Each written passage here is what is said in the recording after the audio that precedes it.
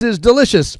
Don Juan, the Texas treat. And you are listening to the Countdown City WrestleCast.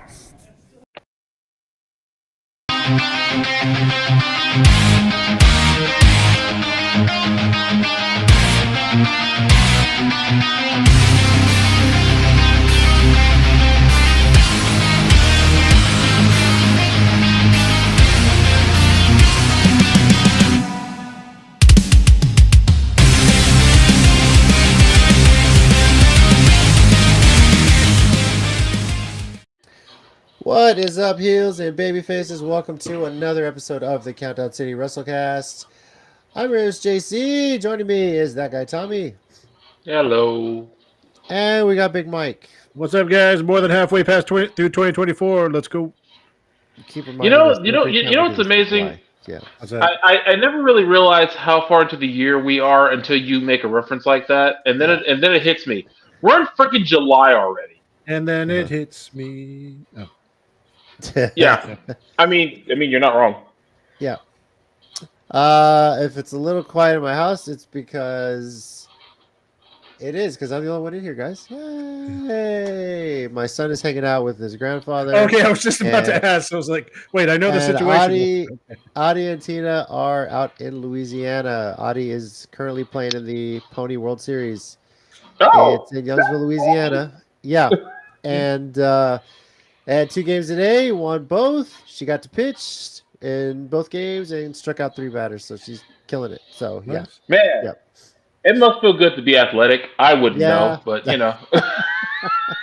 Remember that one day in high school I did a cartwheel? I felt pretty good that day. Oh, no, I used to do cartwheels, but the last one time I did one, I threw my shoulder out of place. That's a true story, by the way. Damn. I watch it on TV. I'm like, yeah, I could do that. You know, that's about it. So that's what I do when I watch Max, I used to love doing cartwheels. I'm legitimately mad I can't do them anymore. Yeah. Well, it's hard being away, but thankfully the team is live streaming all the games, so it's kind of cool. I'm not too very nice, reaction, but still.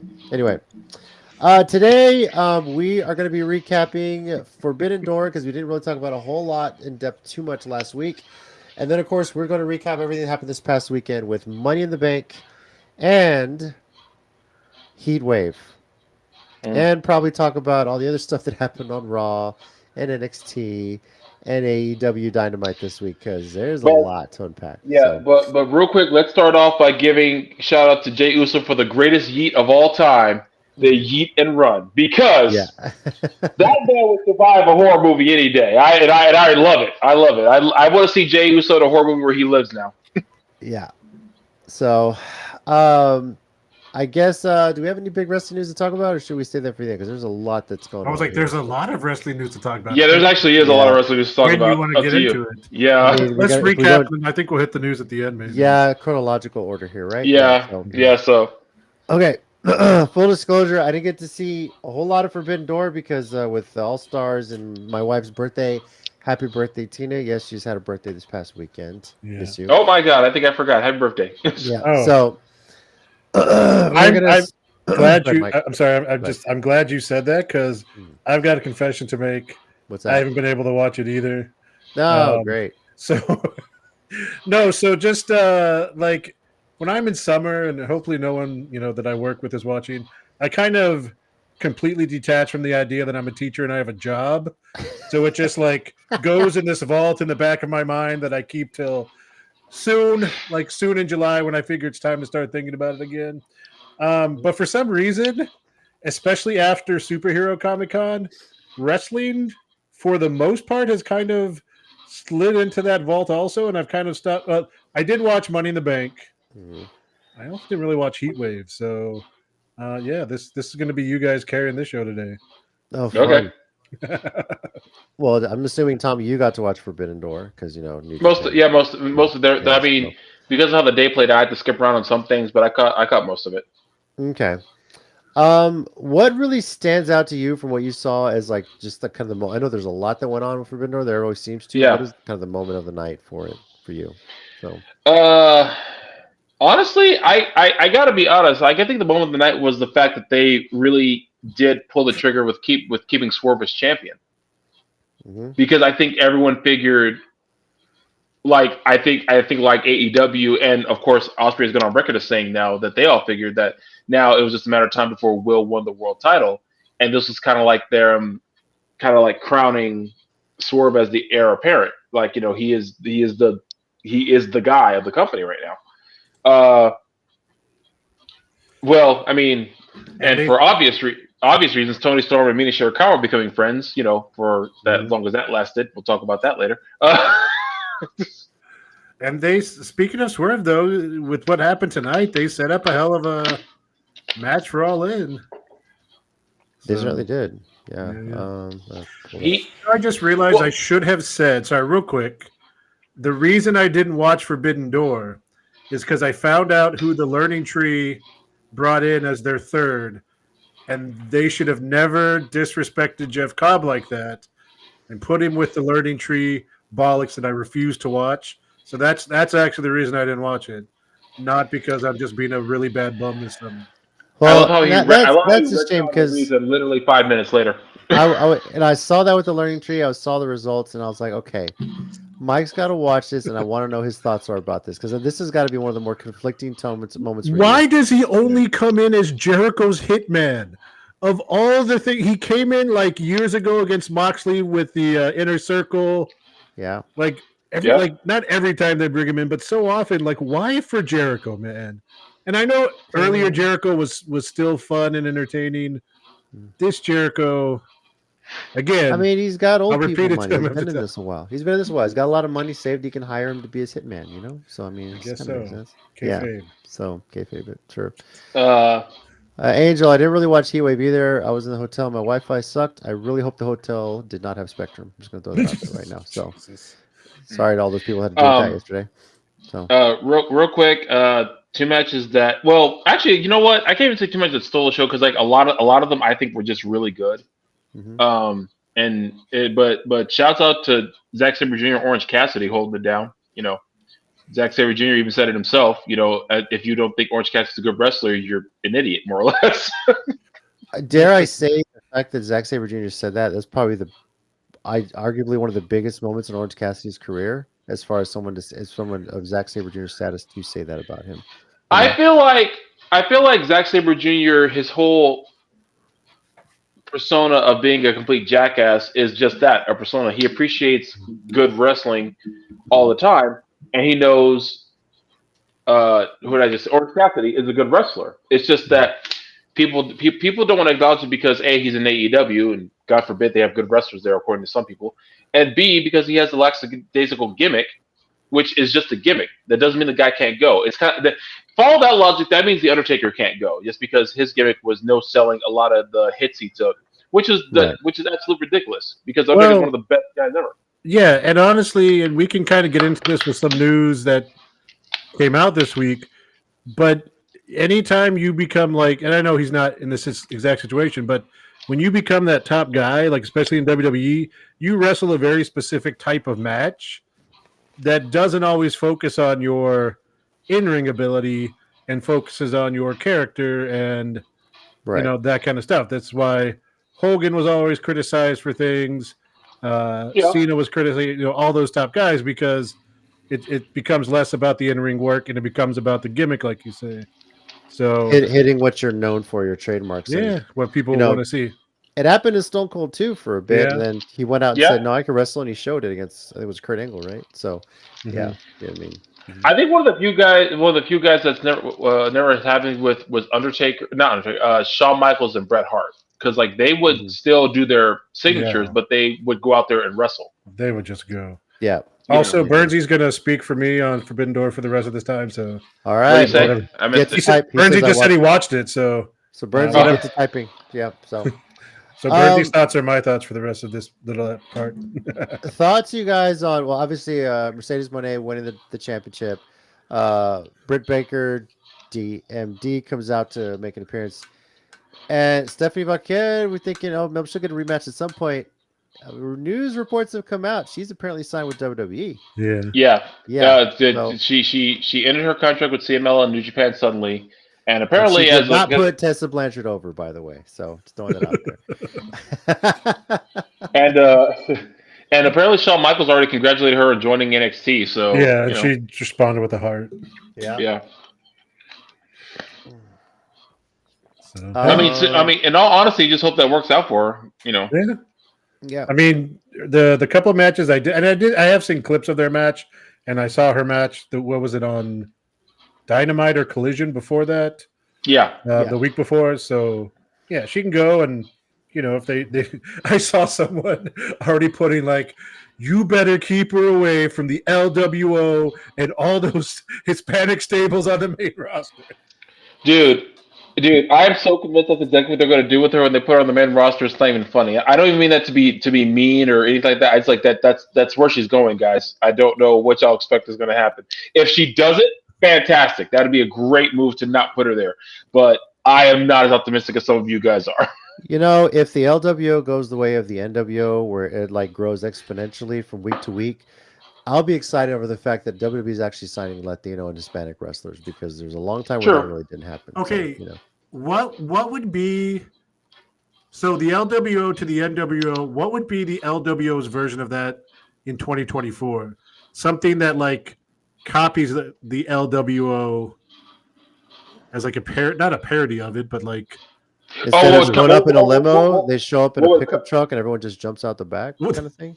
I mean, they already did the lawnmower stuff with the Mexicans, but no. Do you mean like go and copy the NWO like the LWO did the NWO? Yeah. Canadian World Order or nope. What? BWO, the Black World Order. This is how Bobby Lashley and Kofi Kingston finally joined forces. Wow. They get all the black people and become the Black World Order. And then Shane Taylor's contract comes up, and he joins up that new Shane Taylor promotion. No, and then they lose their deal with Netflix because all the Negroes in the same place can't have it. Anyway, I can say that you guys can't. So 100% for sure.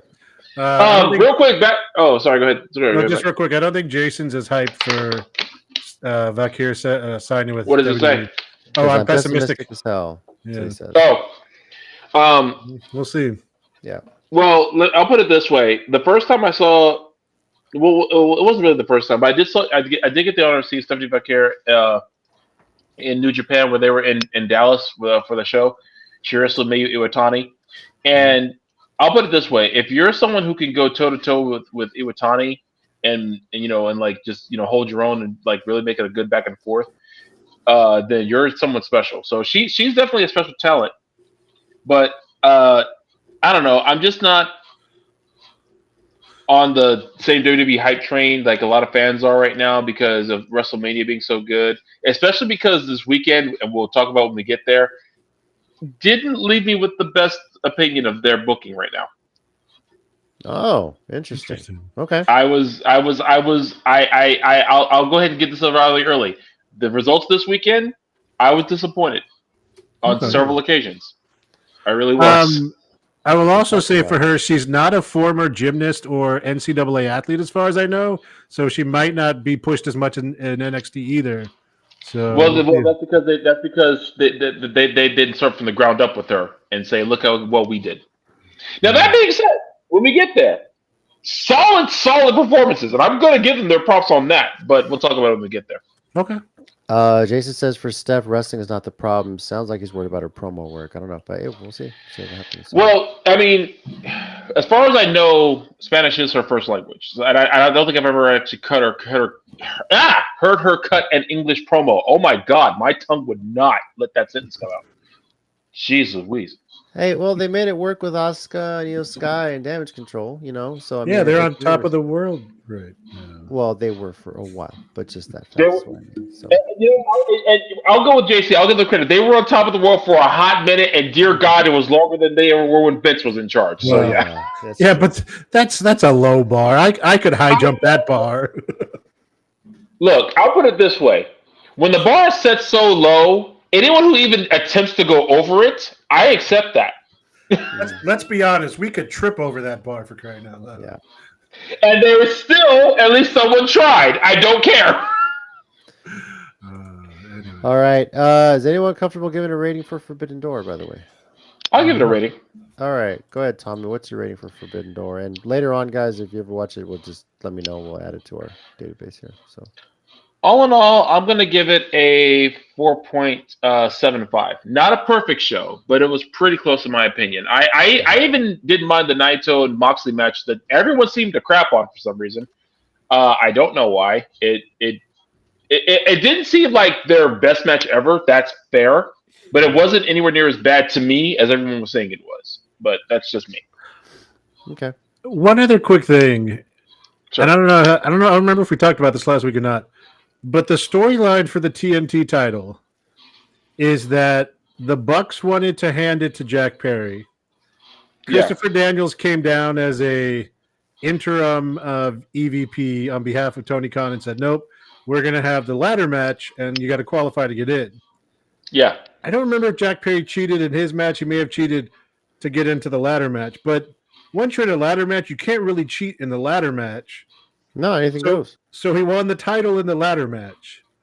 Right. Yeah. So He earned it.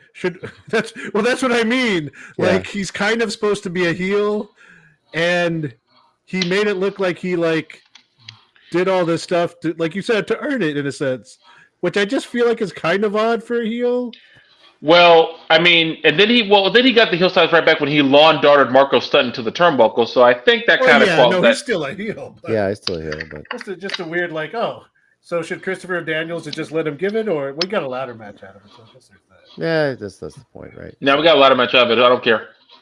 Now, just some Brenzy, stay tuned for my 1 minute warning. I will talk about that. He's talking about Joe Tessitore joining WWE. I will talk about that. So, as far as the news of the Owen Hart tournament winners, the men's side, Bryan Danielson, the women's side, Mariah May. I am actually in shock about the men's side. Yeah, Danielson will now face Swerve Strickland at All In for the AEW World Championship, and Mariah May will face Toni Storm for the Women's World Championship, which, man, did anybody see that turn coming so quickly on Dynamite? Not like that, I didn't know. I didn't see the full segment tonight, so No. it's okay. I heard about it, but Let's just say it was pretty bloody. And it was inside of Mariah May. People are shocked to see. Think of Homicide with the fork, only Mariah used a high heel. And What for the shoe, indeed. Yes.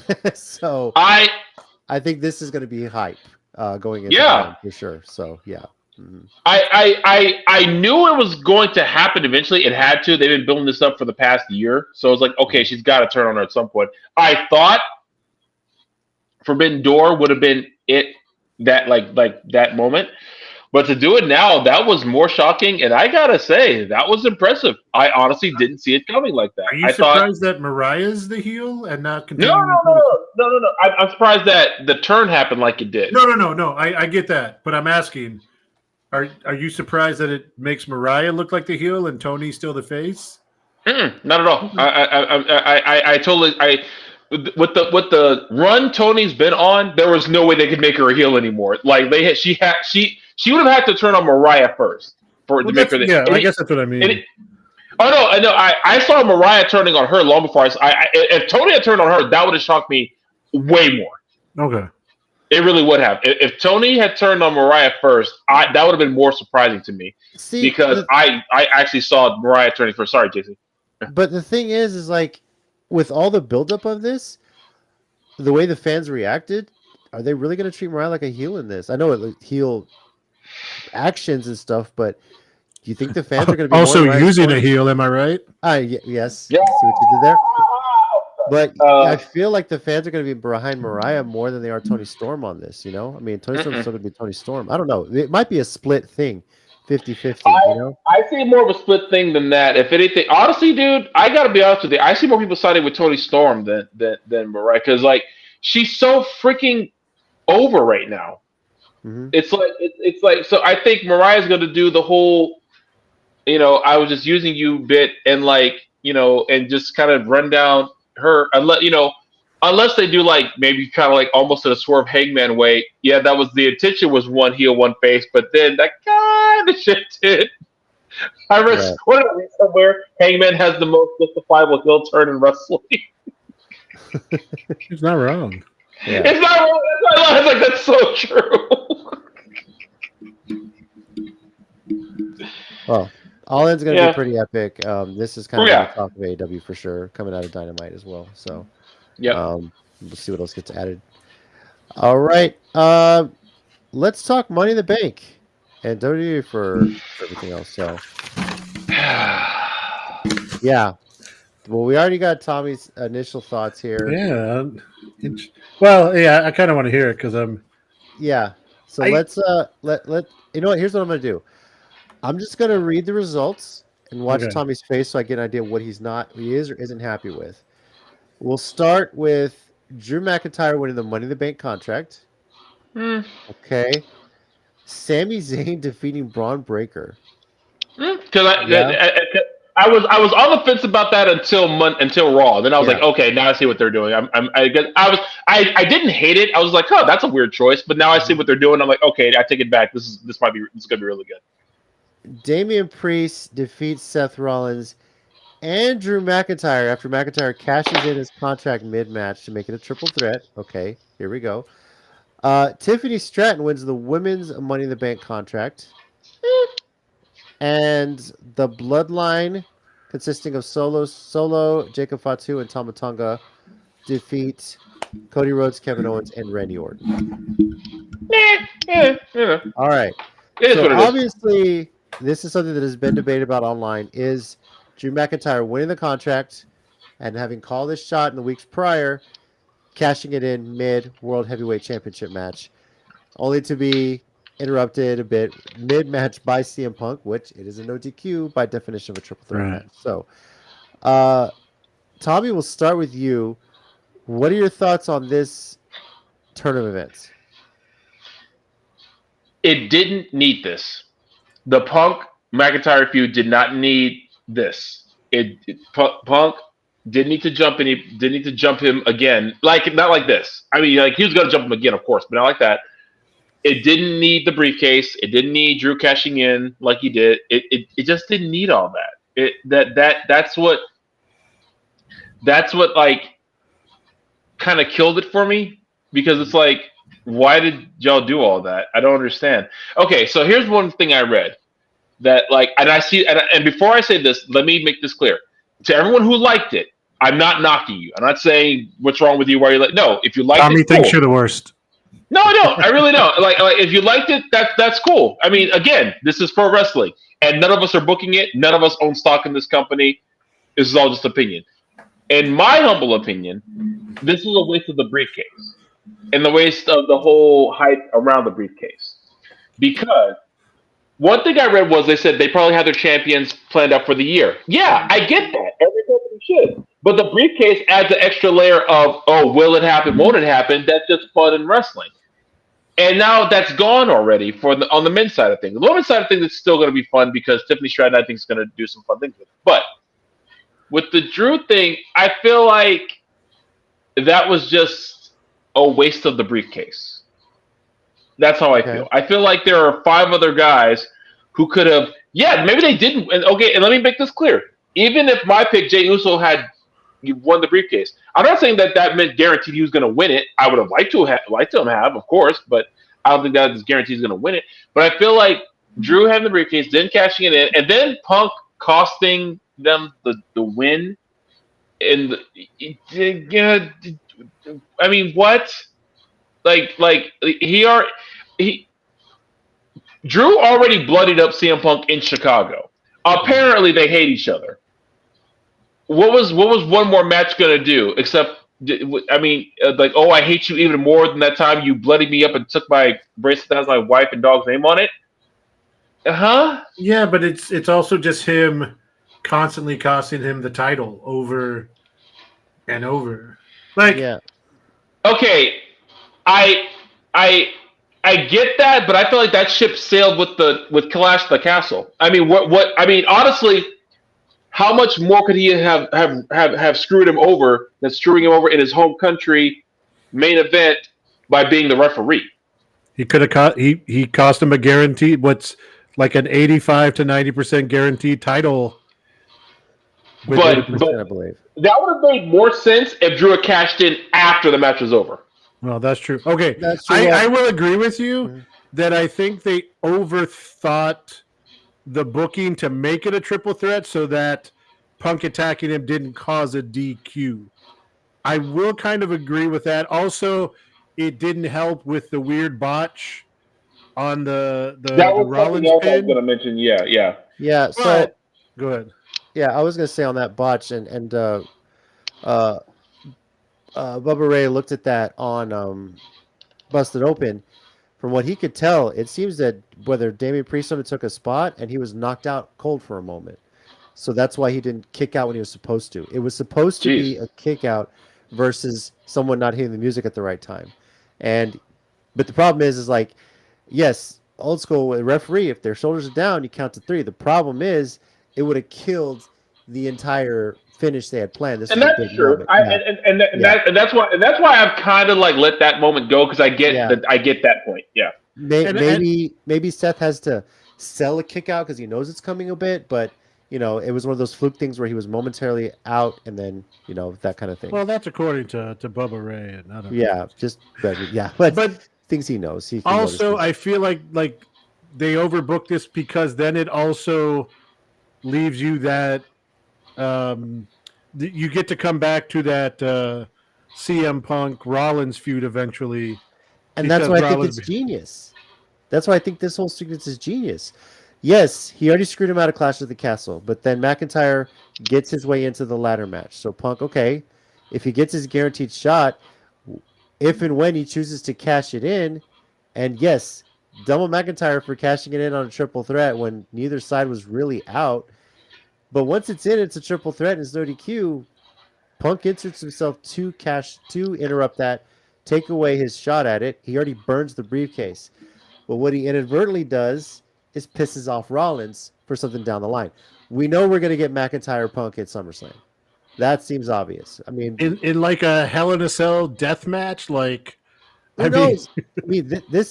For all we know, this could eventually lead to, I don't know, Team Punk versus Team Drew at War Games. Who knows? Oh God. Yeah, but they might run a couple pay-per-views with this. Maybe they do Hell in a Cell at Bad Blood. They're bringing Bad Blood back in October. Why not? Okay, that's a whole other thing to say. But what it also does in the future, you're setting up Punk and Rollins at Mania. I don't know if a title has to be on the line on that, but they already let's see if Punk can stay healthy from when he comes to Mania. Okay. I mean, yeah. So my only problem with that is they made it so clear that Punk and Rollins don't like each other. They could have literally had any excuse to have that path cross at any point. I just feel like this didn't need all that. I feel like this is something that was kind of overbooked. And again, if you liked it, cool. I was not impressed at all by all that. I thought it was kind of like I feel like they were forcing it at this point. Yeah, for me, when we looked at the names that are in the ladder match, I'll be honest with you, looking at it, it was like, I don't know. I didn't seem too excited about any of them winning the briefcase. And yeah, I went with Carmelo Hayes because I thought, well, maybe they've done this before where there's no clear cut winner. You might pick a dog kennel from Hell. Nice, Bernsey.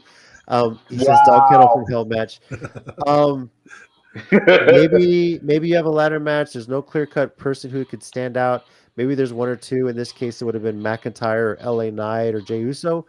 But where they've done this before is like, okay, then they had Carmelo. That's why I picked Carmelo Hayes, thinking maybe they have something else planned, like Carmelo Hayes wins it, and then he's kind of cashing later on down the line. Similar in the vein that when Punk first won the Money in the Bank, that's kind of what it did. Nobody expected him to win it, and then he snuck cash it in. So LA Knight doesn't really need it.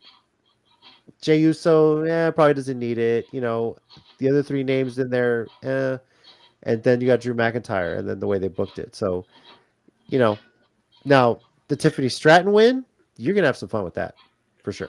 Actually, well, a couple things. A, before we get to Tiffany Stratton, because I actually feel more to Tommy on that one than this one. Okay. do you think there was a little bit of people, at least online, I've seen a lot of don't feel like Priest has been presented as a legitimate champion in his run, that a lot of people felt like he was placeholding to Class, to this. And now it's him and Gunther at SummerSlam because Gunther won King of the Ring.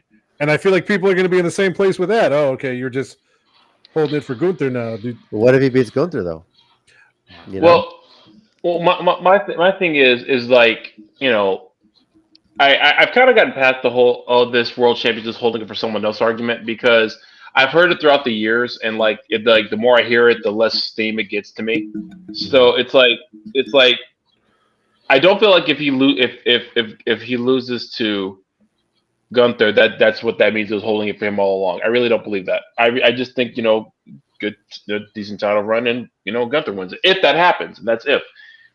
Now, did I feel like he was going to lose it at Clash of the Castle? Yes, because I feel like that was the whole point of the Drew redemption thing. And when that didn't happen, I was pleasantly surprised. See, this is the thing. That booking to me made a lot of sense. And like I was like, oh, that's cool. And again, that's like, oh, this is like, you know, where Drew and Punk really hate each other. You know, they can't say each other, and now they're going to beat each other. Blah blah blah. That's why I was like, at Money in the Bank, I was like, why are you establishing they hate each other when that's what you just did a month ago? I don't think it's establishing it. I think it's a continuation of the story. It's not establishing it necessarily because we already know that. But and I also felt like Punk could have interfered in the Money in the Bank. Just make sure Drew didn't win it at all. Yeah, Jason said that earlier. Yeah. But even though, I mean, unless he's like beating Drew McIntyre senses to the back, there's no guarantee way to prevent that too. You know. I know. I guess that's for me. It fell flat, and I didn't like it. Yeah. I really didn't. Well, Mike, the Tiffany Stratton booking though. Okay, that was cool. With that. Now, let me make this clear. It's not that I don't think she is worthy of the briefcase and what it insinuates as her potentially being a new champion. My point is Chelsea Green is killing it in everything she does. No one, if Tiffany got a title match at the next pay-per-view, at a regular title match, and beat Bayley, as much as, you know, I would hate that beyond anything, I don't think people would be shocked because they clearly see she is bookmarked, if you will, as one of the next big things, going to be a champion soon. So my point is, I think you get far more entertainment value and miles out of Chelsea Green with the briefcase, where she does that, attempts to cash it in, and things go comically wrong for her. I think you get more mileage out of that than Tiffany, because Tiffany is a legitimate, viable championship contender. And I know she's a heel, so the briefcase gives her that she can kind of come in and do it kind of cheap. Like, I'm assuming at some point, maybe before SummerSlam, maybe later in the year, where she does cash it in on Bayley, who's had a hell of a match. But I just feel entertainment-wise, and let's be honest, WWE in the end is about keeping you entertained and talking like we're doing. I think you get so much more mileage out of Chelsea doing that than Tiffany. That's my point. Like, I don't really hate it per se. I just think you could have gotten more because it's not something Tiffany needed to legitimize her as a title contender. She already is. Mm-hmm. So I just felt like you get more value out of Chelsea with it. And I remember when we were going back and forth on this last week, the chat was even back and forth. Chelsea, Tiffany, Chelsea, Tiff. You know, the Tiffy time thing. And it's, I don't know how long they're going to run this. I don't see a cash in anytime soon. Maybe later in the year, I think. Or, well, they're on SmackDown, right? Yeah. Yeah, so it wouldn't be an interesting. But or are they saying she has to cash in on the show? That's what I'm trying to remember. They still have the option for either one, no? I would think. They haven't really made that clear. So my thought is maybe she's waiting for Netflix. I really can't remember. You know? Maybe it's when they debut Raw on Netflix that things switch around, you know? So I don't know. We'll see. Possible. Yeah. Let's see. Sammy over Braun Breaker. And clean, might I add. Yeah. Yeah. A little shocked by that, I'm not going to lie. Mm-hmm. Yeah, same here. Although I also find it kind of funny that there's people online calling him Sammy Hogan, because he's had like a 3 or 4 month run where he's just beating some good guys. So all of a sudden he doesn't do jobs. Like, come on, like don't get me wrong, I was a little shocked. I was like, okay, but like, come on, man, it's Sami Zayn. Yeah. That dude has busted his ass to get to this place. That's what I was gonna say. I was like, okay, so that immediately erases like the past like 8 years where he was like the bottom of the barrel treated kind of guy. Okay, whatever, internet. And again, it's like it's the run from it's really just the run from that match with Gable before Mania to get to the Mania match, and then they had the match afterward. Like it's a small run of matches where he's come out on top, and with all his bloodline stuff and all the things like you said that he's done for the last years, he's kind of earned this position. Yeah. So am I shocked at the outcome? A little bit, yes. Am I like hating on him for it? No. I'm shocked at it more of the fact that the way they built up Braun Breaker. You know, he's his powerhouse, and then, you know, nothing on Sami Zayn, but yeah, he's done it. So I'm curious to see where they go from here. But what I kind of chuckled a bit about on this show too was Bloodline winning their match. And when we picked it, some people were saying Bloodlines. I forget who was in our chat, Solo, pinning Cody. And we're like, I don't know, that's bold. And some people was like, yeah, maybe I'm being a little bold there. And lo and behold, what the Who did say that? Someone in our chat said it. I don't remember if it was Bernsey or Jason or I forget who it was, Terrell or somebody that was in there. But then Solo pins Cody to win the match. I was like, wow. What do y'all feel about Tongaloa's butt shot? Okay, look. Everyone talking about the missed 3 count in the freaking World Heavyweight Championship. That was one of the worst low blow attempts I've ever seen. I was afraid he was trying the spike. Never mind. The Samoan oil check. Yeah, I guess so. Yeah. So, but Tommy, please, Jesus. Okay, Tommy, maybe you could. I'll try to bring it back. Tommy, maybe you can speak to this because I literally saw someone post the WWE audience gets to see what New Japan fans had to put up with for the last 8 years. Tommy, your thoughts? I mean, he botched his debut. He botched this low blow. It can happen to anyone, but it's happened to him. Just throwing it out there. But he's had some great moments, though. But unfortunately, I can kind of moments. Well, shout out also to someone said on our chat that Jacob Fatu may not be allowed in the country of Canada, and how the commentators made reference to it that the WWE had to really talk with Canadian authorities because he's apparently that dangerous of man. Way to kayfabe his legal issues. Was it on the SmackDown before where someone asked Jey Uso that? Like, how'd you even get into the country? Oh, yes, that's right. So, it was either before or after. I don't remember which one. Yeah, so is what it is, right? I want to go ahead and get to our ratings for this, and we'll talk about some of the news that came out of Money in the Bank. First of all, how our pick results went. Tina went 1-1, having only picked the Money in the Bank ladder matches. She was the only one of us that picked Tiffany Stratton and got that. Myself and Tommy went 2-3, and Mike went 3-2 on this one. So, on to our WrestleCast ratings for Money in the Bank: 0 to 5, 5 in WrestleMania 17, 0 May December to Dismember. And if you're watching us live or afterward, feel free to comment with what your rating is for Money in the Bank. I'll kick this off and say I'm giving this one a 4. Not a bad show. I mean, advanced storylines. I think I kind of had an issue with the Bloodline, the 6-man tag being the main event. Yeah. That kind of bothered me a bit. Like, you know, I feel when they had the men's Money in the Bank match, I was like, cool, the women are going to main event the show. Yeah. That would have been awesome. It would have put, it might have gotten a lot more hype around the Tiffany Chelsea thing at the end, too. Because, quite frankly, that women's ladder match was the match of the night. They to some spots that were just out of this world, insane. Yeah, you know. Sure. So for that, I'm going to say 4 out of 5. Tommy, we'll go with you next. What do you got? 3.5. Okay. It wasn't like it. Okay, and I make it clear this was not the worst show ever. I'm not.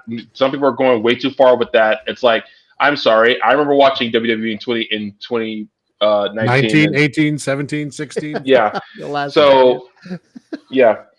So, Yeah. and so to all those people who hate AEW, I'm sorry. You mean the company that made them start to try? Nope, can't hate them. So no, 3.5. It wasn't the worst show, just wasn't their best. Like, but I they've think had their best. Ted might have put it best. Yeah, Ted said Women's Money in the Bank 5, the rest 3.5. That's yeah. I think That's fair. Mike, you're ready. I think I'm going to go with you. I'm going to go with the 4 there. Well, and I was going to bring this up if you had mentioned it too. Yeah, the women's Money in the Bank, really amazing. Some of the spots they pulled off. Like the island driver onto the ladder that was going across. Oh, that was nasty. Was insane. And then honestly, Chelsea Green and Mia Yim have decided. I don't know if it was just from their time in TNA, but they're going to take from the big ladder in the ring to the tables on the outside spot. And I hold my breath every time because you saw it coming and you saw her protect herself so well. And it looked like she took it so easily, if that's a thing to say, for falling off ladders from inside a ring to tables outside. But I still hold my breath every time because it's such a crazy bump. But yeah, It's just like, the way she takes it. It's like in slow mo, like it was because like you kind of see. see her like bracing herself like that, but she's just floating. It was weird, but it was pretty crazy. Like Domino and Deadpool 2 kind of thing, Burnsy 4 for him. Yeah. Jason says Women's Money in the Bank saved it big time. Yeah. Okay. Real quickly in the chat, thumbs up, thumbs down on the McIntyre Money in the Bank cash-in decision booking-wise. I'm just curious for the hell of it. In the meantime, while people type that in, our overall rating 3.83 for Money in the Bank, which, by the way, thus far is our lowest rated pay-per-view/PLE of the year. And I know we talk about this each time. Mm-hmm. I do think WWE, at least not every pay-per-view, they need to get away from this 5-match format. I do feel like there's way too much advertisements, other stuff.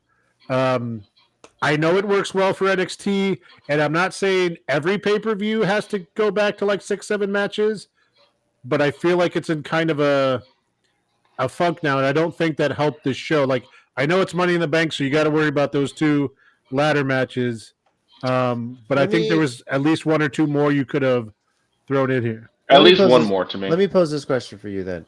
Obviously, the shows that we probably get more than the 5 are Royal Rumble, WrestleMania, SummerSlam, and Survivor Series War Games now in chronological order. Those pay-per-views are going to go, 4 hours sometimes, right? Probably, those are the big 4. Yeah. Shouldn't Money in the Bank be in that group now? Yes. We've been saying for years it's the big 5. Shouldn't this be a 4-hour pay-per-view? Yes. Yeah. Yeah. It's earned it. It's earned it for how important those briefcases have become. Yeah. So and look, I know WWE is on this popularity spike again, so they're raking in the advertisement money, but god dang, man, there's just a lot between everything. And what was the thing that was on? It was The Boys. That's what it was. Like Vought Industries was on the briefcase. I was like, come on. Yeah. Oh my Lord. Yeah. Good stuff. All right. Well, a little bit of news coming out of Money in the Bank, of course. We did find out that Indianapolis is going to be hosting the Royal Rumble next year on February 1st.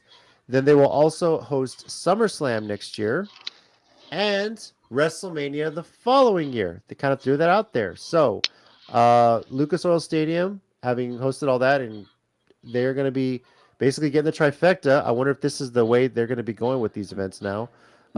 You get Royal Rumble, SummerSlam the same year, and then WrestleMania the following year. They must be getting huge. Well, I can only assume they're getting like huge packages from these cities of like ridiculous amounts of money, and so they're like, sure, well, we'll give Why you, not? So all right, and then of course the other biggest news out of it, John Cena showed up and announced he is going to be retiring soon from in-ring action as a pro wrestler. basically making it known Royal Rumble, Elimination Chamber, and WrestleMania will be his last. It sounds like WrestleMania is going to be his last match. No, but he confirmed a little bit. Yeah. He confirmed he's going to go through 2020. It's going to be his last of those events. His last Mania, but apparently he's going to pretty much wrestle through 2025, is what was kind of clarified later. And I know he's in our recent memory, he's been one of the more polarizing characters. The whole 50-50 love or hate him, all that stuff going back and forth as well. Yep. But was the golden boy of WWE for such a long time. Friend of the show, Denise Day, he's the reason she got inspired to be a wrestler. She's pretty sad about hearing this news. I don't know if she's watching or if she catches this later, but I'm going to pose this question to you guys and to everybody out there in the chat. Give me your top 3 wrestlers he needs to wrestle before he's out. With Casey Black Rose. With your number one being, who should his retirement match be against? Well, Cope is over in AEW right now. So. True. I mean, I'm not even lying. Yeah. So. Yeah, because they haven't for any other things before. So. Yeah. Yeah. And I'll see on the chat. You guys need time to think. I jokingly said this because JT LaMotta put it's got to be Orton and Cena at WrestleMania, That's right? what I was thinking, yeah. I jokingly said it's gonna be Rock Cena 3. No, I think top 3. What? Okay, I'm just sitting here going. We you're saying that so many people. I've seen them too, Punk, Orton, but let's be honest. If this was back when he was a regular wrestler, and they told us we're getting Cena Orton for the 38th time, we would have been like, no, stop it, put Daniel Bryan in there or something. So but Jason says Orton, Gunther, Braun. Okay. Ooh, I like that. Which Braun? Breaker or Strowman? Breaker. Okay. I would assume Breaker, but yeah. But the way he spelled it. Yeah. I wouldn't mind seeing Strowman and Cena lock it up. I'm going to say CM Punk, AJ Styles, and I know this is a dream match for Cena. I don't know if it'll ever happen. Stone Cold Steve Austin. You can just have a street fight at WrestleMania, like Owens did. Yeah. Yeah. So I mean, why not? But I don't know if Steve Austin would do it. But that's just so. My 3 would definitely be Orton. I think Styles would be another good one. And this one's better. No, I was gonna say, but I got a better one. R-Truth. I should have said R-Truth. Yes, especially with because he idolized him for so long. So do they face each other, or do they get one last tag team match, or a tag team match against whoever? Yes. Oh my God, both. it gets the Jushin Thunder Liger treatment, right? He gets it's a tag match one night and singles the next. Yeah. Yeah. Kofi Kingston. They never wrestle each other. Interesting. Didn't really? realize that. Wow. Oh wow. That's what Jason says. Yeah. So. Wow, I didn't realize that. Mike, did you give us your list? I don't know if you did. So. I don't know if I did, but I think in general, it's pretty much along the same lines. I mean, Orton, AJ Styles, and Punk. Okay, so I got into for 30 minutes earlier this week some Reddit discussion because someone posted. Remember when John, because everyone was putting their Cena memories. Remember when John Cena was putting bangers on Raw, and it was a match against Claudio. And I was like, well, of course he's putting on a banger. He's facing Claudio.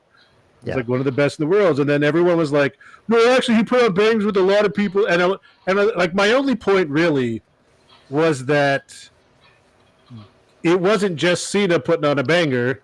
It was Cena and Claudio, or Cesaro at the time, putting on a banger.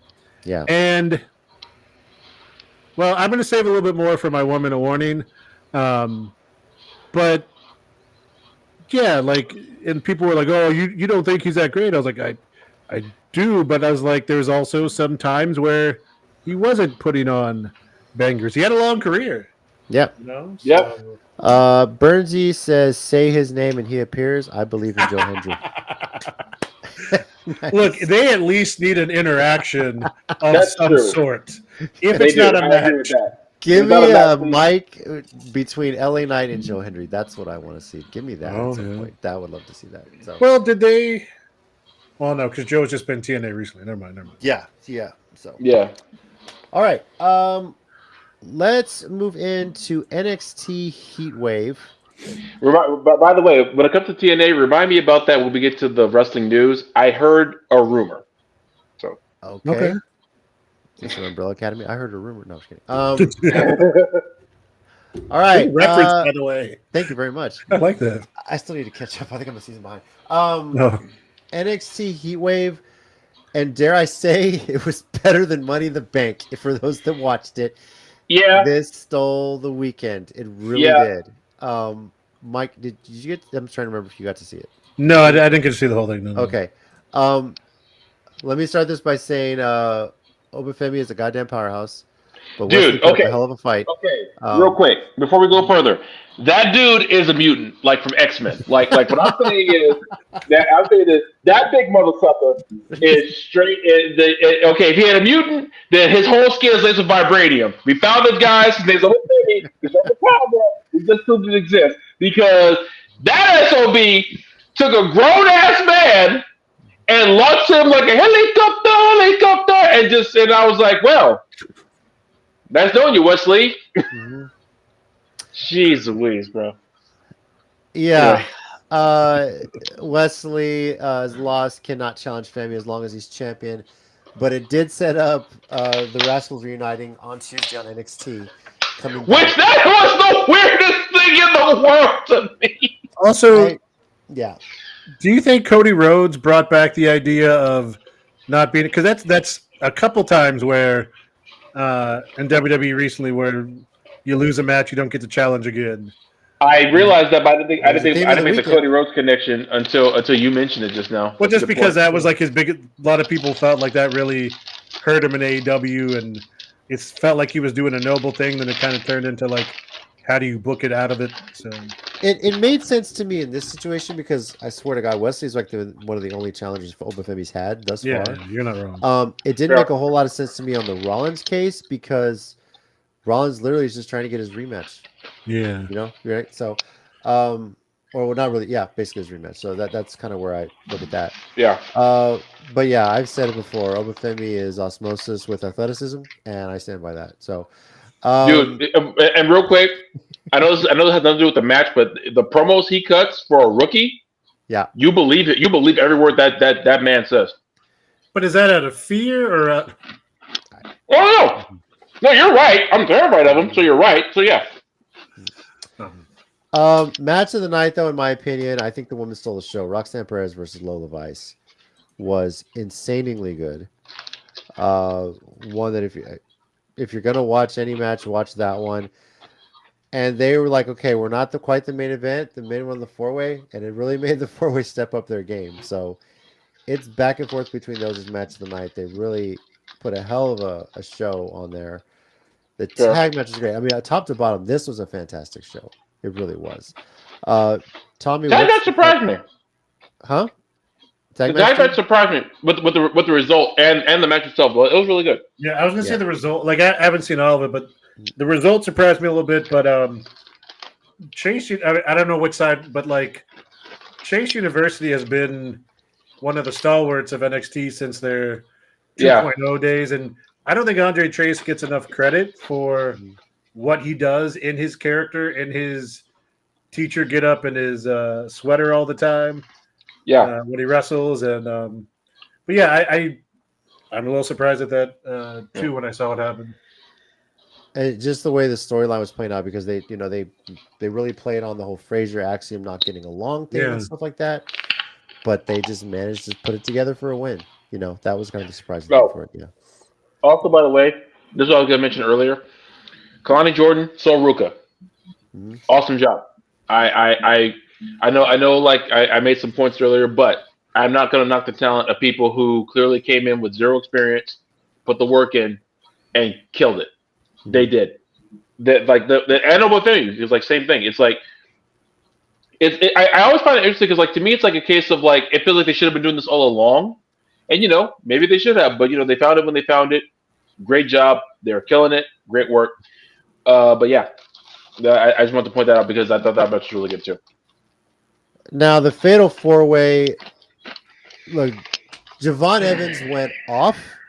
It was really the Javon Evans show. I'm going to say that right now. He had everything going for him.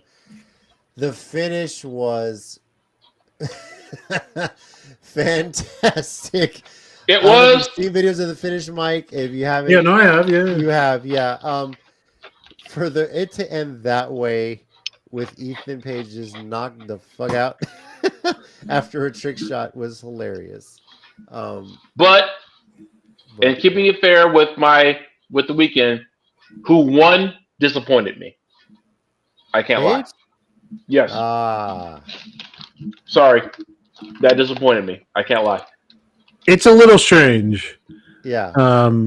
Especially because we complained about how he came right into a one-on-one title match. That part. Yeah. But my question kind of parallel to this, is that the kind of finish you're going to have if they're ever to take the belt off Obi-Fema? Yes. Before he moves up? No, I think he's going to, honestly, I think he's going to, probably just be a double champion and vacate the North American Championship. No.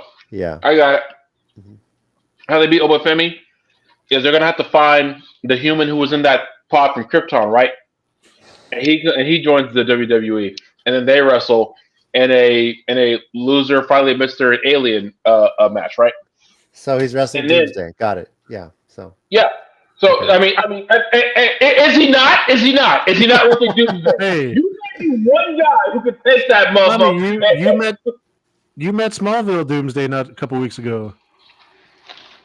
I know, but this is Smallville Doomsday. That was a bad Doomsday. You talking about Krypton Doomsday? That's a great Doomsday. Hold on, Mike. And Mike, actually, no. This is hidden in Africa Marvel Doomsday. I don't know how they got one too, but they got one. This dude was hidden deep beneath somewhere in Africa, and they found him and dug him up. And Triple H said, "I'll make him a wrestler." Wakanda hiding him the whole time. That's what. You know what? At this point, hell. Yeah. All right. Next, the Black Cats I live. Next NXT show, Killmonger versus Obi-Fema. I believe it. That'll be a good damn match. Yep. So weapons. Yeah, Ethan Page is now your NXT champion, but right as the show goes off the air celebrating, you get a flash of Joe Hendry. And I caught it, and Tina was like, "What the hell?" I was like, "It's Joe Hendry. Why?" I was like, "I don't know," but it made you want to have to watch on Tuesday. Like, what is going on here? And Jason, I'm sorry. Go ahead and finish. Go ahead. Black Adam. Oh gosh. Don't give him any ideas. He's already come up with everything WWE has ever thought of. So, but man, I loved it. I love seeing Joe Hendry's face at the end of it. I love seeing the reaction videos from people who like just stream and react. Like, wait, what the hell? What was that? You know? Yeah. And then we'll give our thoughts. Mr. Rickles, there you are. Good to see you. Let's just give our thoughts on Heatwave itself.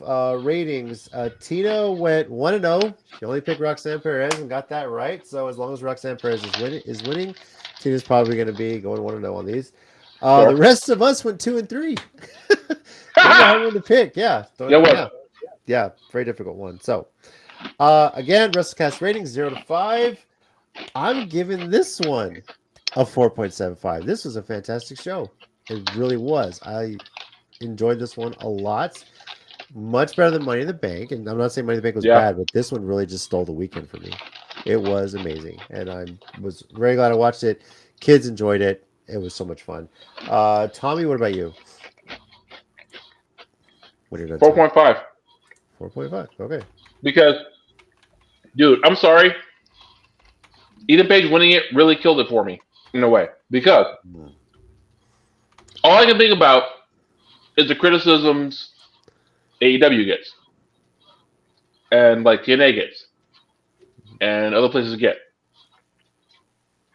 And he came in with virtually no fanfare, and he jumps other people, magically gets a title shot, and then somehow wormed his way into this title shot, and then wins the belt. And technically he didn't even hit anything to win the belt. Now I will admit the finish was fun as hell. I ain't gonna even lie about that. That was cool. I don't know. I feel like what they're trying to do for him is like prove what a great star he is, but it's happening a bit too fast to me.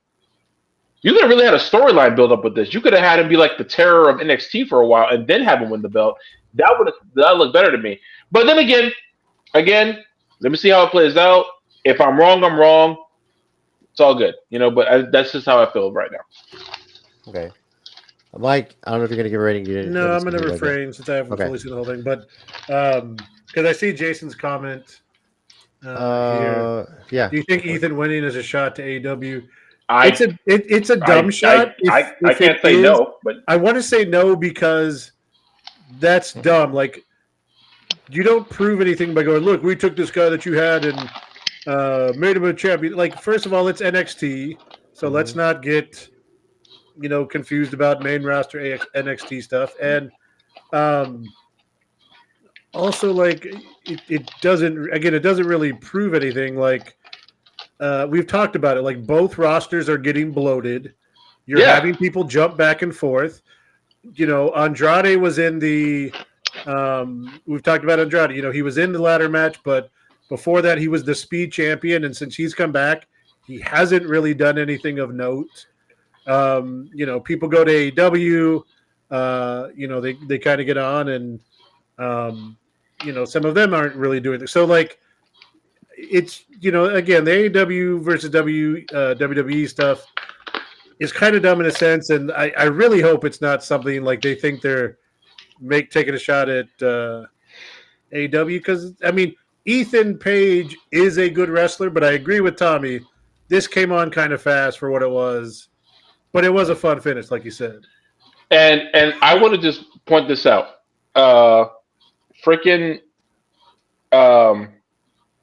Everyone keeps telling Tony Khan not to talk about WWE. Everyone tells him that. He hasn't done it in weeks, right? But the second WWE does something good, the first one out of everyone's mouth is, AEW could never. How should AEW respond? What's AEW? I'm like, okay.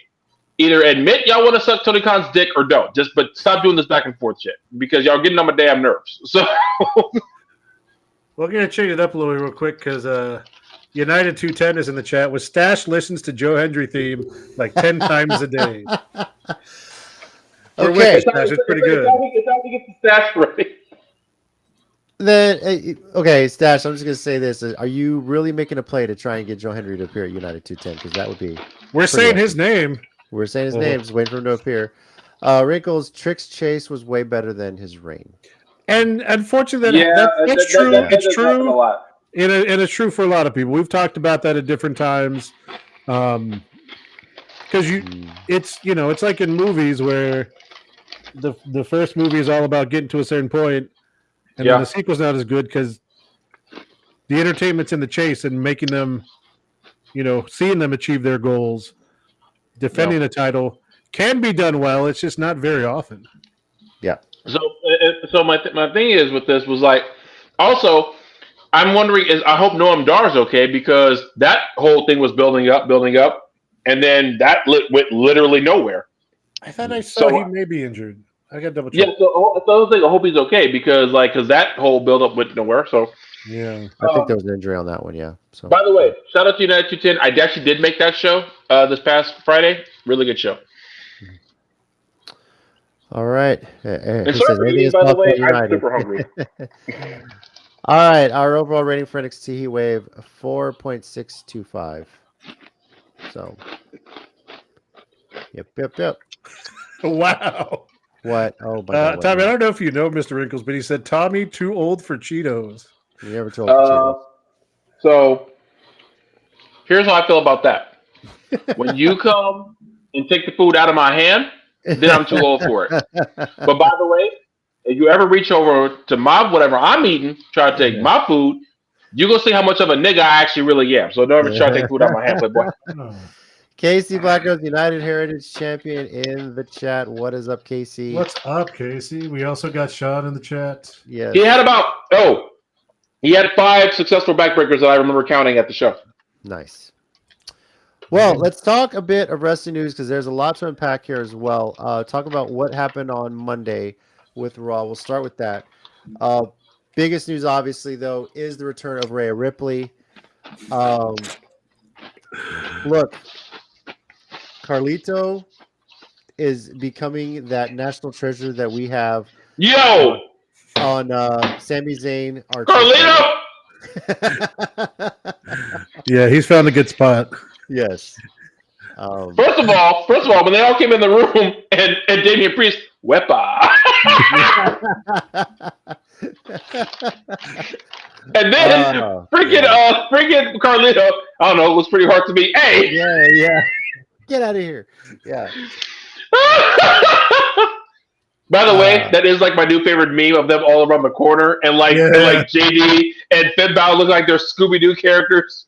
But it's kind of funny because Priest has been like mad at him and telling him to like deal with it, and then he walks in on that one when she's stretching him, and he's just like, because he'd already gotten the phone call by then, right? So probably, yeah. So he knew what consequences were coming. So, First off, Liv and Dom actually did work great as a tag team, although inadvertently. I loved the teams they had in it. It was funny. I'm really interested to see where this goes now that Rhea's back. What's going to play out with this? Custody of Dom ladder match.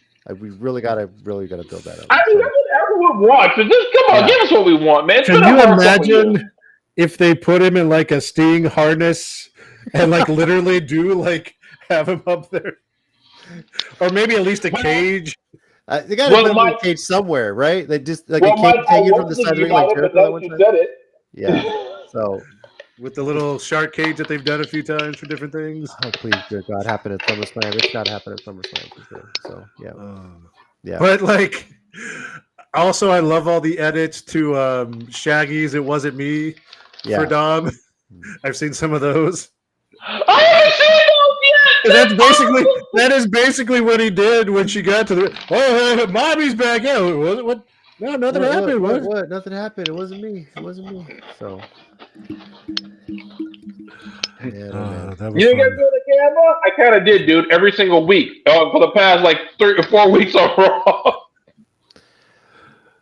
Raw. So we are less than a month from SummerSlam. Right now, Damian Priest versus Gunther for the World Heavyweight Championship and Bayley versus Nia Jax for the Women's Championship are what has been set in stone. Obviously, we're pretty sure we're going to see Punk versus Drew McIntyre. Yep. And hopefully, Rhea Ripley versus Liv Morgan, custody of Dominic Mysterio match. Oh, and the Women's World Heavyweight Championship on the side. Because it takes okay. I'm glad you said that because I am not even gonna lie. For the briefest of seconds, I forgot she had that. I'm not even kidding. Okay. Question. What is Rhea more upset that Liv has? Dom or her old belt? Dom. Dom's yeah. Fair. We're getting Dom looking more like Eddie Guerrero kind of look. Dude, Ray return was a little underwhelming. This might be due to the time constraints. Yeah, although somebody was going to get whipped. Just wait. Yeah. So Dom, like, talk about just going into a character, man. Yeah. If you do a side by side of like what he looked like when he first came in for that first tag match with Ray till now, damn.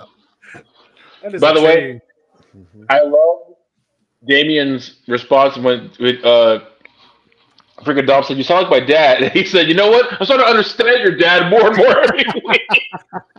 Also, the meme we shared in the group chat where it was Dom having to go home to his wife to explain how his girlfriend caught him cheating on it with the side chick. Yeah. So it's all for the game. You have to go home to your wife and tell you that your girlfriend found out you were cheating on you with the side chick. Yeah. Keeping it in WWE, but moving into the NXT side of things. Oh boy. Yeah, guys. What?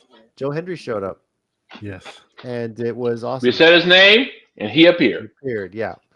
And then the after the show with the thing you shared also, where Trick did the little interview. I said his name. Yeah. With the fact that we got a full Joe Hendry entrance. First time my son seeing him on TV, my son was clapping the whole way. Loves Joe Hendry. Was telling my wife through FaceTime all about it, even posing like him with a smile.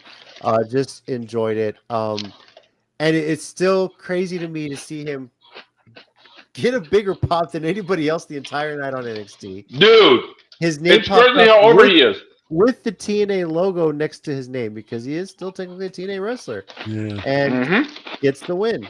It's awesome. It's amazing. It's a great time to be a wrestling fan. And I feel like with people in our chat, they may know more about this or be aware of it. But if you're not, go look up Joe Hendry videos that he has made for his opponents for years, because that's really one of the things that got him. Like, I know most of y'all know him now, or the crowd knows him now because of the meme, and it got big on TikTok.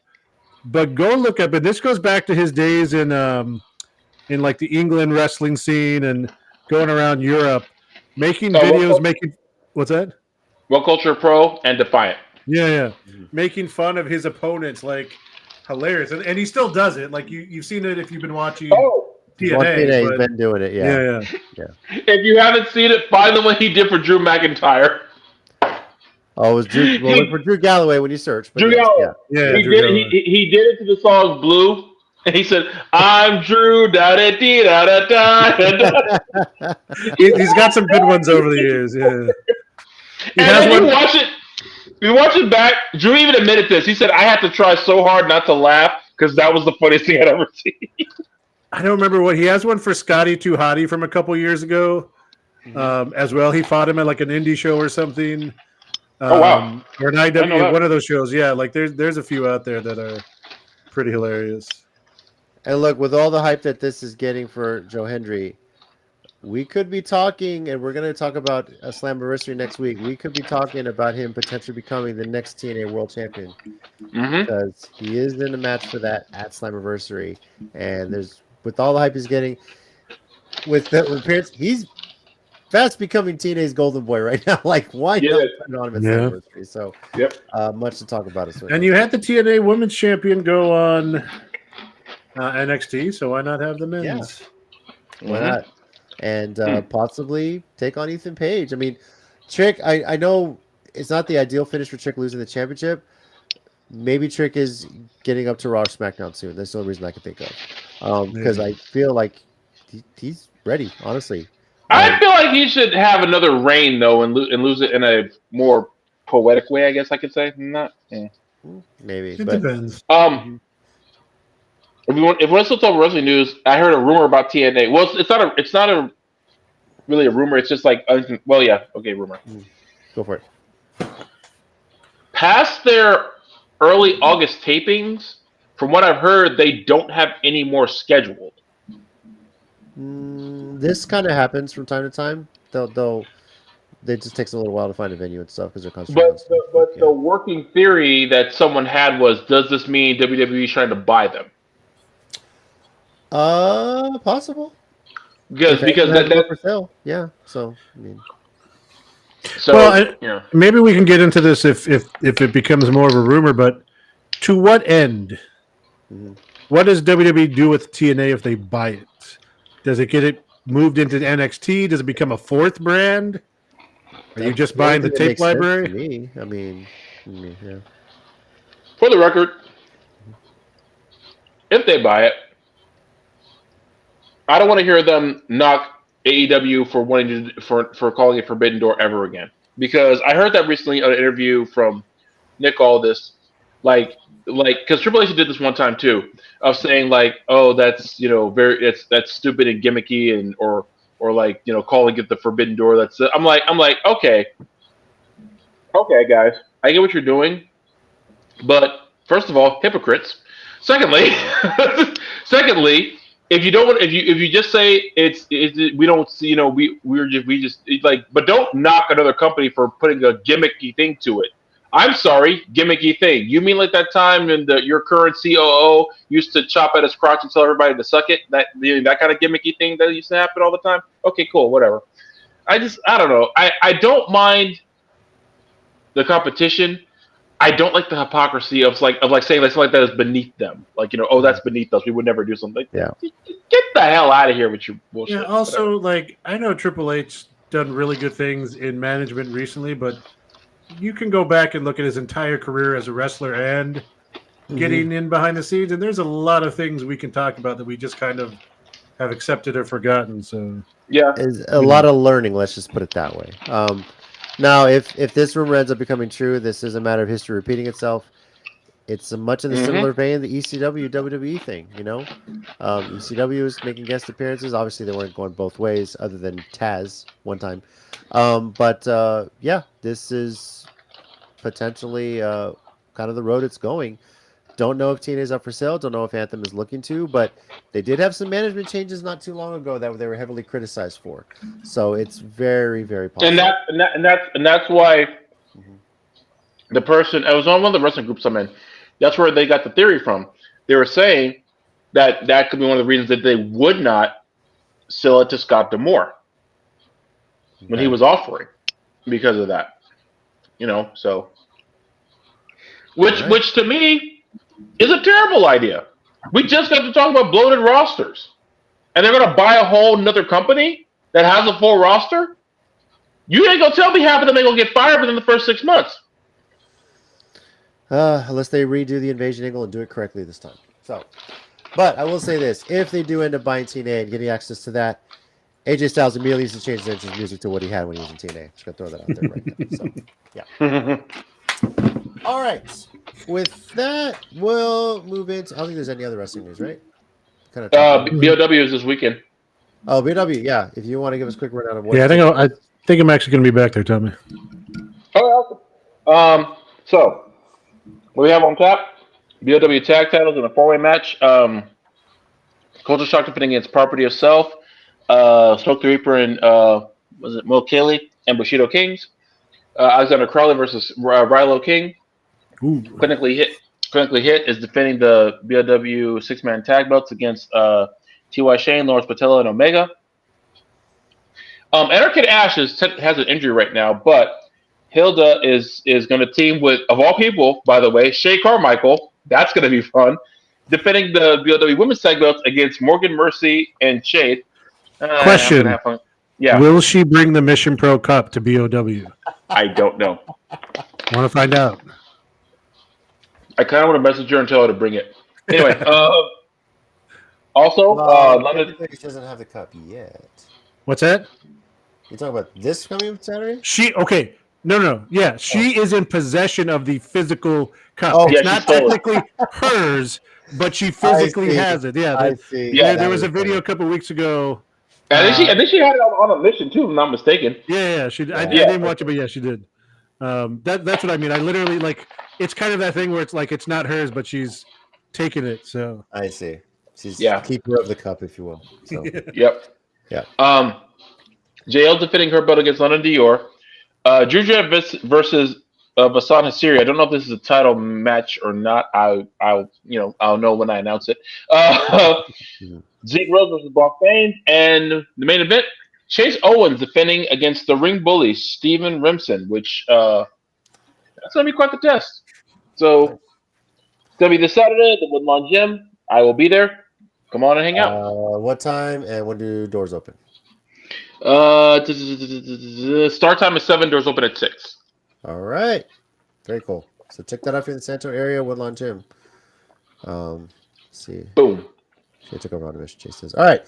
With that, we'll move into our 1-minute warning segment here. And why does this play automatically? I swear to God, I still hate this. Look for restream. Anyway, Mike, do you have something this week? I do. All right. Whenever you're ready, set and go.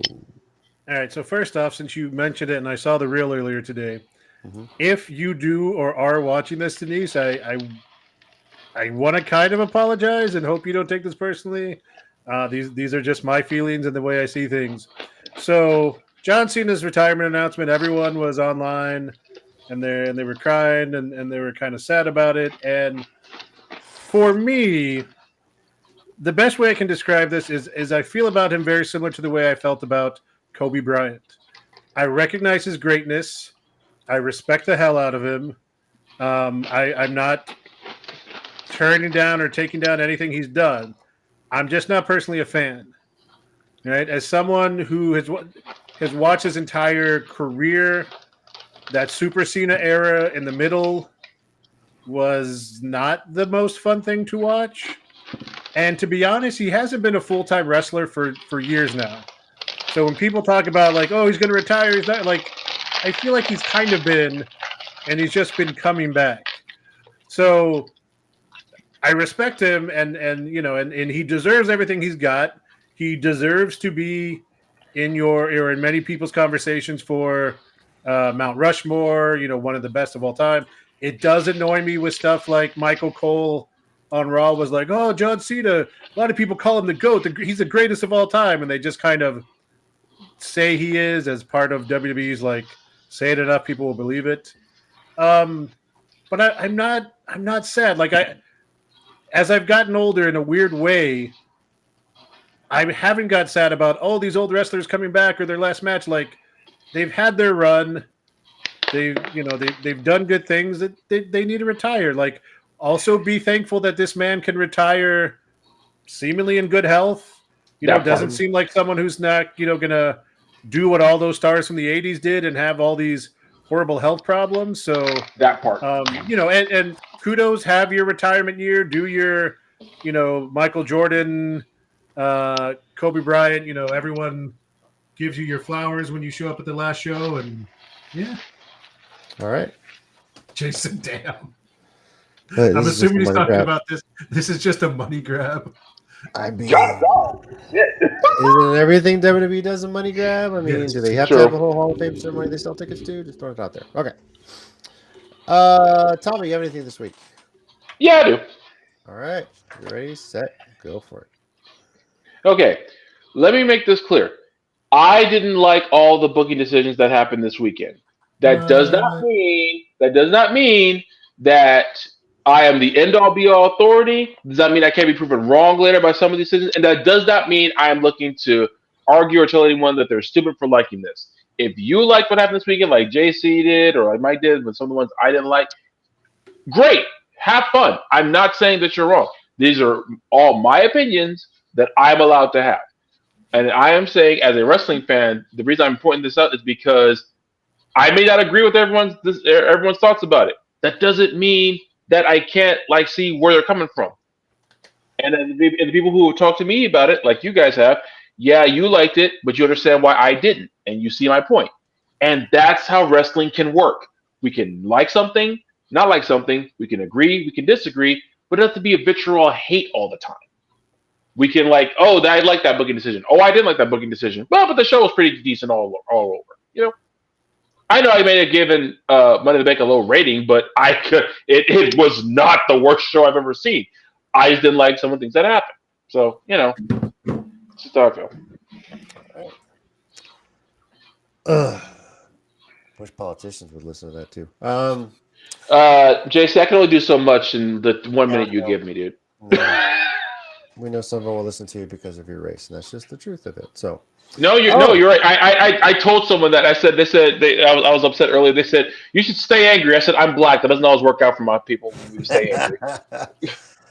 All right. Well, for me, I mentioned this on the show. I want to mention that obviously the news has come out that Joe Tessitore has joined WWE as a play-by-play analyst.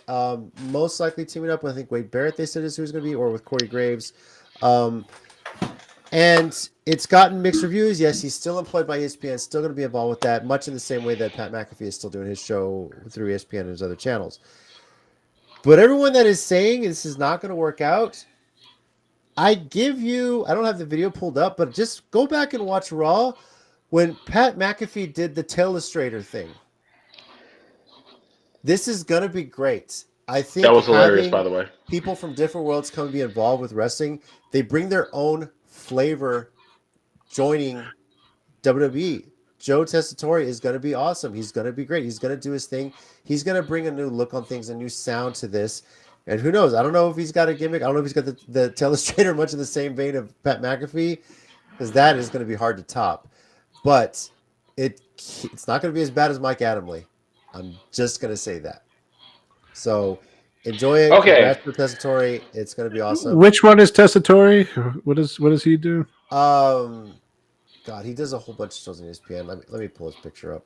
Real quick, DC, why did you bring up Mike Adamle? I had struck that man from my entire memory. Because there's always somebody worse. But it don't get any worse than Mike Adamle. In all fairness, though, I think it's terrible. I think it's fair to say that WWE's track record with bringing people in from other worlds is not great, with Pat McAfee being one of the few exceptions. He did WrestleMania recap. Oh, so in all fairness, I don't really watch ESPN as a channel much anymore unless games are on. So yeah. Let me share my screen for anyone who don't know. I mean, does he do games? Does he just do shows on ESPN? Shows, games, just wherever ESPN needs him, really. I mean, he's kind of all over. So he's been there for a long time. So okay. Yeah. I'll believe you. Mm-hmm. This is true, Sean. I don't know what it has to do with this particular. You just threw up there. Bad. Vince Russo was bad too. Yeah, yes. It's true. Yeah. But I mean, Tessitore, he's entertaining. He did a thing with the Muppets too. He's done a lot of stuff. So I mean, he's. I mean, as long as it's not WWE recaps as mentioned, yeah. As long as it's not Colin Cowherd or what's the Screaming A, or what's the other guy, the white guy who screams from Texas. He's in those shows where they go 1v1. Used to be with called Troy Aikman gay back in the 90s.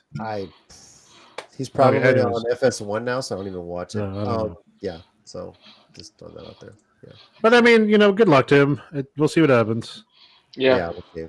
So pretty much everything with WWE right now is more we'll see what happens than anything else. Quickly though, before we send out, want to shout this out. Our channel has hit over 1,500 subscribers now on YouTube. Woo! The Counter City Geeks YouTube channel, which I'm very proud to say this show in part started because we were trying to build up the YouTube channel for the Geek Network, and it's been pretty awesome to do that. I can't remember what episode, 294. We're close to 300 episodes, guys. Whoa. Just right around the corner, and if I'm not mistaken, that might coincide with our what is it, 3-year anniversary of the show? No, 6-year anniversary. For you guys, yeah, 3 years. I was gonna say 3. No, that's been way more than 3, dude. Now it's getting old. I can't remember now. So, might be 6 years. It'll be 6 years coming soon. Yeah. Yep. So, yeah. Wow. Pretty amazing stuff. So. Thank you everybody for joining us, commenting, watching this week's episode of the Counter City WrestleCast. Next week, we're previewing TNA Slammiversary, which I know there's a vested interest in this more and more. The more we see TNA talent, NXT talent appearing back and forth, who knows who might potentially show up at Slammiversary, especially with Joe Hendry being in the main event. So, I swear to God, if the page comes in the title, I'm going to be so pissed. I'm going to be so pissed. It's an elimination match, so we'll see what happens. Even worse. Yeah. So it doesn't have to be a Slammiversary, but if NXT and TNA are exchanging talent, Ren Sinclair showing up on Impact, that'd be pretty cool. I do know that I do remember seeing one time that Moose wanted to fight Obafemi, and I was like, yeah, that was a week or two ago. Yeah, I was inject that into my veins, please, thank you. Yes, I want to see that. Maybe if Moose loses the title Slammiversary, they can work something out with that. Who knows? Or go champion. I was like technically champion versus champion, like the world champion one versus the mid card. That's where it'd be a little awkward. But if you throw Moose in there without a championship, like okay, and that's something people want to see. Because they're gonna throw him in there with a pissed off Moose, and that's the best kind of Moose. Yeah. So hope Oba's family is nowhere near the ring when this happens. Moose family, ain't no better. Yeah. Well, no, just for their safety. I mean, but you're right too. So, thank you again, everybody, for watching and listening. Once again, good luck to my daughter out at the World Series. Keep playing hard. Everyone on her team. It's been amazing to watch She's going to crush it. Yeah. Well on her way. Tina told me that her team, a lot of people were starting to say, man, they're the team to beat, and they had a crowd watching them. So, yeah, a lot of people watching there at that complex in Youngsville. So, yeah. So, keep working hard, girls. Exactly, yeah. So, thank you, everybody. Once again, here we got Tommy. Thanks, guys. We got Mike. Thanks, guys. Be good to each other. And I'm JC. And as always, heels and baby faces, remember, pro wrestling is real. People are fake. Reach for the sky, boy. Boom. Bang. See you next week. Adios, Gunther.